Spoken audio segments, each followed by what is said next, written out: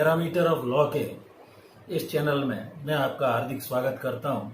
आज का important topic है कि जब हम ज़मीन खरीदते हैं तो उसका म्यूटेशन या दाखिल खारिज क्यों आवश्यक है। मित्रों, सामान्यतः ये धारणा है कि जब भी हम कोई संपत्ति खरीदते हैं, ज़मीन खरीदते हैं, मकान खरीदते हैं या इंडस्ट्रियल एरिया में कोई प्लॉट आदि लेते हैं तो ये माना जाता है और हम मान लेते हैं कि ये जब संपत्ति हमने रजिस्ट्री द्वारा खरीद ली अब हमारी हो गई।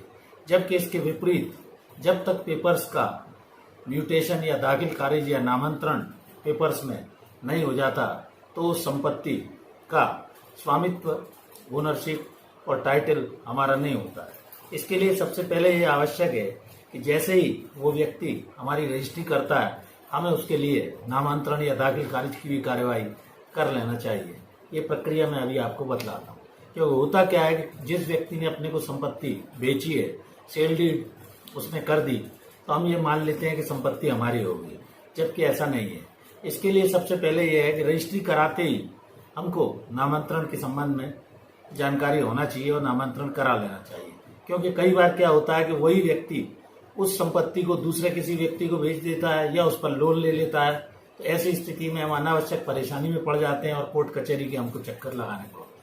इससे बचने के लिए ये आवश्यक है कि वो दोबारा ना बेच पाए और लोन ना उठा ले उसी प्रॉपर्टी पर। इसके लिए हमें अत्यंत सावधानी बरतनी होगी। रजिस्ट्री के बाद सबसे महत्वपूर्ण कदम क्या हम उठाएं ये मैं आपको बतलाता हूँ। इंडियन रजिस्ट्रेशन एक्ट में ये प्रोविजन है कि 100 रुपये से अधिक की जो भी संपत्ति होती है, खरीदी या बेची जाती है, उस पर उसका रजिस्ट्रेशन आवश्यक है। ये लीगल है। रजिस्ट्री ओनर का ट्रांसफर होता है, रजिस्ट्री में टाइटल ट्रांसफर नहीं होता है। इसलिए स्वामित्व का ट्रांसफर कराने के लिए प्रॉपर्टी का म्यूटेशन और नामांतरण होना अत्यंत आवश्यक है। इसके लिए जैसे खेती की अगर जमीन है, 3 तरह की प्रॉपर्टी होती है। खेती की जमीन, आबादी क्षेत्र की जमीन जहाँ से खरीदी जाती है, या तीसरी इंडस्ट्रियल एरिया या औद्योगिक क्षेत्र की जमीन। तो जमाबंदी हमको सबसे पहले खेती की अगर जमीन है तो ये देखनी होगी। जमाबंदी वो दस्तावेज है जिसके अंदर किस व्यक्ति की वो प्रॉपर्टी है, उसका मालिक कौन है, कितना हिस्सा है उसका, जमाबंदी की कॉपी, ये सब हमको निकलवा के उसका अध्ययन कर लेना चाहिए और ये वेरीफाई कर लेना चाहिए।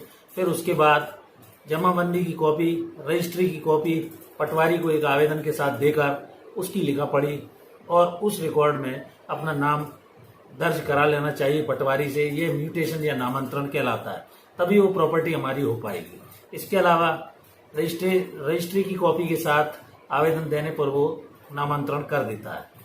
यही जमीन अगर बैंक वगैरह से लोन उठा लेते हैं या कोई भी व्यक्ति उसे दोबारा बेच देता है तो वो परेशानी का सबब हो जाता है। ऐसे इसके लिए जब किसी आबादी क्षेत्र में है तो हम नगरीय निकाय के कोई भी ऑफिस, नगर निगम है, निकाय है, परिषद है, उसमें एक आवेदन हमको देना होता है और वहाँ पूरी प्रक्रिया रजिस्ट्री की कॉपी आदि देकर उसमें भी नामांतरण कराया जा सकता है।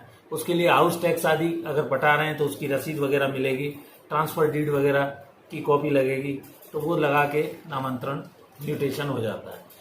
तीसरा है आबादी क्षेत्र में यदि कोई इंडस्ट्रियल डिपार्टमेंट का ऑफिस है तो उसमें हम अप्लाई करके यदि उत्तराधिकार के रूप में हमें कोई संपत्ति मिली है या हमने खरीदी है तो वो सब दस्तावेज लगाकर, रजिस्ट्री है, वसीयत है, सरकारी रिकॉर्ड में मालिक पहले कौन था, अब कौन है, इसका अपना नाम दर्ज करा लेने की अत्यंत आवश्यकता होती है। अन्यथा अनावश्यक की परेशानी आ जाती है। इस प्रकार इस वीडियो बनाने का मेरा मकसद यही है कि प्रॉपर्टी में होने वाले किसी भी फ्रॉड, जैसे रजिस्ट्री कराते ही उसने वो संपत्ति किसी अन्य व्यक्ति को दोबारा बेच दी या उस पर कोई लोन ले लिया, इन सब से बचने के लिए जैसे ही हम प्रॉपर्टी को खरीदते हैं उपयोगी ये जानकारी है और इसको mutation of land and property कहलाता है, जिसको दाखिल खारिज या नामांतरण भी बोलते हैं। यह आप जो भी व्यक्ति प्रॉपर्टी खरीदता है, क्योंकि पूरी जीवन की संपत्ति वो प्रॉपर्टी में लगा देता है और अनावश्यक के कोर्ट के प्रचरणों से बचने के लिए म्यूटेशन अत्यंत आवश्यक है। चाहे वो खेती की जमीन हो, चाहे आबादी क्षेत्र की हो या इंडस्ट्रियल एरिया की हो, इस चीज को प्रिकॉशन लेते हुए हमें आगे की कार्यवाही जारी रखनी है। मैं ये समझता हूँ कि मेरे द्वारा दी गई ये जानकारी आपको अत्यंत उपयोगी सिद्ध होगी और इस बात का जमीन कभी भी खरीदें कहीं भी तो आप भविष्य में अवश्य ध्यान रखें। Thank you for watching this video.